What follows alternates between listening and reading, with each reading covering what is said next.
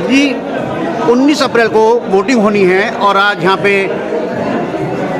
स्वराज असम में जो कांग्रेसी प्रत्याशी हैं उनकी तरफ सभा की जा रही है। यहाँ पे यशपाल आर्य जी पहुँचे हैं, विधायक पहुँचे हैं, सभी कार्यकर्ता पहुँचे हैं। इसको आप कैसे देखते हैं?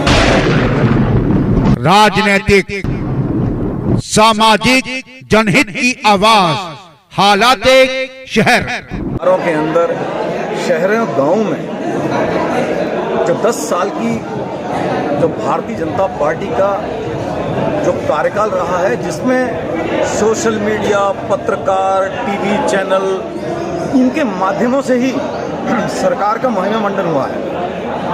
अगर यथार्थ के धरातल पर देखें तो बेरोजगारों का क्या हाल हो चुका है। अग्निवीर योजना ने किस तरीके से इस पहाड़ के उत्तराखंड की आत्मा, हमारे बेरोजगारों की आत्मा को किस तरह से कचोटा है। क्या हुआ अंकिता भंडारी हत्याकांड में? पहाड़ की जो समस्याएं थी वो और बड़ी और विकराल होती चली गई। इनके किसी भी व्यक्ति के पास, मैं बाय नेम कहता हूं कि माननीय पूर्व सांसद जी अजय भट्ट जी वो एक उपलब्धि गिना दें। पूरे 5 साल में मैं गारंटी देता हूं 12 महीनों में वो 12 दिन प्रेजेंट नहीं रहे होंगे। बस अभी जैसे ही चुनाव आया है वो उपस्थित हो गए। तो जनता के साथ उनका कोई संवाद नहीं रहा।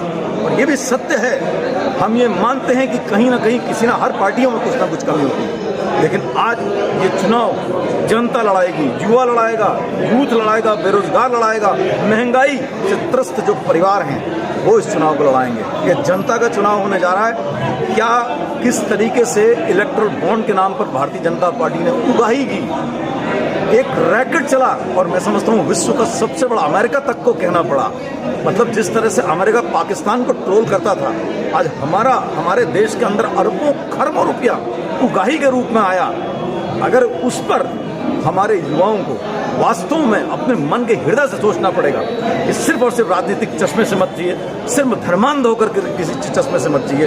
किस तरीके से भारतीय जनता पार्टी ने देश में लोगों का शोषण किया, 10 साल तक उगाही करते रहे। आज जब चीफ जस्टिस ने सारी उगाही का निकाला, ये उगाही करी है। किस तरह शराब से पैसे लिए गए, बंद कर दिया गया। एक्टिंग सीएम को जब पैसे लिए गए रेड्डी से, बंद हुआ एक्टिंग सीएम। दवाई वालों से पैसे लिए गए। वो लोग जिन पर ईडी की रेड थी, वो लॉटरी का जो सबसे बड़ा, जैसे कहें मेरे माफिया, वो लॉटरी का जो माफिया जो केरल का था, उससे पैसे लिए गए। ये क्यों लिए गए और उसको छोड़ दिया गया? तो सब कुछ इस देश के अंदर 10 साल में देखा है। जनता लड़ाई इस चुनाव पर बदलेगी, हर हालत में बदलेगी। नदी जी, बात की जाए, कांग्रेस पार्टी ने प्रत्याशी को चुनने में काफ़ी देर कर दी।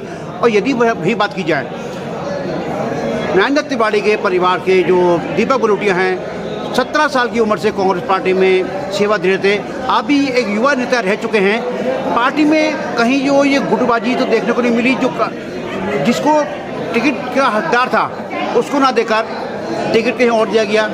और दूसरी बात, जब से लोकसभा चुनाव की बिगुल बजा है, कांग्रेस पार्टी के शीर्ष नेता कार्यकर्ता लगातार इस्तीफे दिए जा रहे हैं। इससे कोई पार्टी फर्क नहीं पड़ेगा? देखो, एक बात मैं साफ बताऊं, देखो दीपक मेरा पारिवारिक मित्र है। मेरा उससे सिर्फ राजनीतिक संबंध नहीं है, मेरा पारिवारिक मित्र है। और उसका एकदम से हट जाना तो वो थोड़ा सा दुर्भाग्यपूर्ण है, लेकिन वो फिर भी हमारे परिवार का हिस्सा है, पहली बात। दूसरी बात, मैं ये नहीं कह सकता कि कौन आदमी सक्षम था, कौन आदमी ज़्यादा सक्षम था। अब जिसे भी टिकट मिला है, इस समय पर कांग्रेस का जो प्रत्याशी, उसको जम कर करके कांग्रेस लड़ाएगी, पब्लिक लड़ाएगी, जनता लड़ाएगी। जनता में फैले हुए जो मुद्दे हैं, जिस तरीके से जो भी मैंने अभी आपसे बोला, वो सब सारे मुद्दे मिल कर करके भारतीय जनता पार्टी को बदलना। देखो, एक लास्ट बात मैं बोलता हूँ, ये एक बहुत पुरानी कहावत है कि power corrupts but absolute power corrupts absolutely. Power corrupt करती है ना, भ्रष्टाचार पैदा करती है, लेकिन जब बहुत अति हो जाती है पावर की, तो वो देश के अंदर जो है तानाशाही पैदा करती है, जो आज भारतीय जनता पार्टी कर रही है। तो एक बदलाव होना बहुत जरूरी है। बड़े बड़े कॉर्पोरेट हाउसेस ने मीडिया को खरीद लिया, चौथे स्तंभ को खरीद लिया, और वही इस तरह का जो ये प्रोपेगेंडा चलाते हैं कि साहब मोदी लहर चल रही, मोदी लहर चल रही। कहाँ है मोदी लहर? कौन सी लहर है? आरएसएस तैयार खड़ी है।